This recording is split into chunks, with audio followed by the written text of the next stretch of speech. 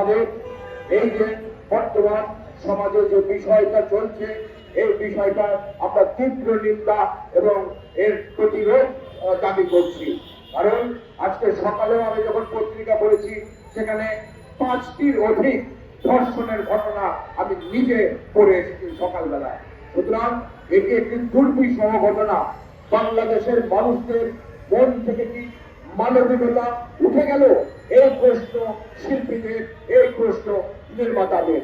আজকে যে mob justice তৈরি হয়েছে, যে মব জাস্টিস নিজেরা বিচার করছে, কেন করছে?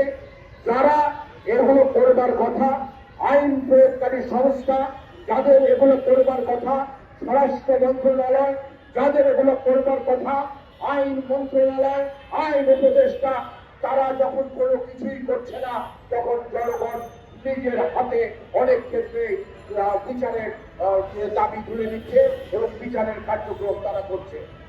এইভাবে যদি চলতে থাকে বাংলাদেশ বর্তমানে যে অবস্থায় আছে সেটা বসবাসের অযোগ্য হয়ে যাবে। আমি আমার 2 কন্যা সন্তান যখন এই সমস্ত ধর্ষণের কথা বিভিন্ন সোশ্যাল মিডিয়াতে পত্রিকাতে ঘুরে বেড়ায় তখন আমার নিজের কাছে নিজেকে খুবই অপরাধী মনে হয় যে আমি আমার মেয়ের কাছে কি করে মুখ দেখাবো যে আমার মতোই কোনো বাবার, কোনো মেয়ে, কোনো ছোট শিশু, নারী এরা ধর্ষিত হচ্ছে, এরা নানা রকম প্রবঞ্চনার শিকার হচ্ছে। বাবা হিসাবে, মা হিসাবে আমাদের কি কর্তব্য? সন্তানের নিরাপত্তা রাষ্ট্র দিতে পারছে না, আমরা পারিবারিক ভাবে দিতে পারছি না।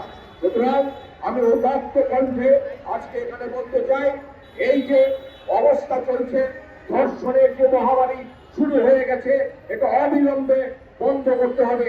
আপনাদের কাছে আমার অনুরোধ, আপনাদের লেখনীর মাধ্যমে, আপনাদের মিডিয়ার প্রচারণার মাধ্যমে এই বিষয়টাকে নিয়ে এমন একটা সোচ্চার করে তুলুন পুরো বাংলাদেশকে, যাতে এই ধর্ষকদের, এই প্রতারকদের সর্বোচ্চ যে শাস্তি সেটা নিশ্চিত করতে এই সরকার বাধ্য হয়।